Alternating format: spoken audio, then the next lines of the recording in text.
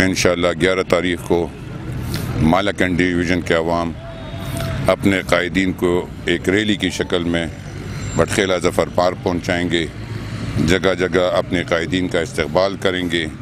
جگہ جگہ پہ دروازے بھی بنیں گے, ان پہ گلپاشیاں بھی ہوگی. مالاکنڈ ڈویژن کے عوام پورے پاکستان کے عوام کی طرح مالاکنڈ ڈویژن کے عوام بھی اس حکومت کے غلط بے روزگاری, غلط معاشی پالیسی اور عوام دشمن پالیسی کے خلاف اپنا مظاہرہ کریں گے انشاءاللہ. اور آپ دیکھیں گے کہ باقی جس سے پہلے جلسوں میں ہوا, اس سے پہلے ریلیوں میں ہوا, اس سے زیادہ تعداد میں لوگ اس ریلی اور اس جلسے میں شرکت کریں گے. یہ بتائے گا کہ ڈپٹی کمشنر نے آپ کی درخواست کو مسترد کیا ہے, تو کیا اس کے باوجود آپ جلسہ کریں گے؟ دیکھیے جی, احتجاج اپنے حق کے لیے آواز اٹھانا ہمارا آئینی حق ہے اور کوئی ہمیں اپنا آواز اٹھانے سے نہیں روک سکتی.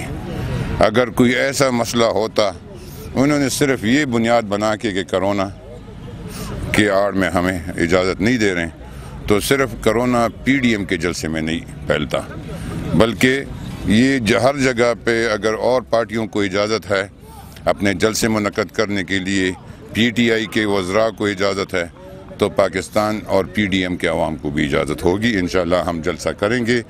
کرونا ایشو پیس کو مد نظر رکھتے ہوئے کریں گے.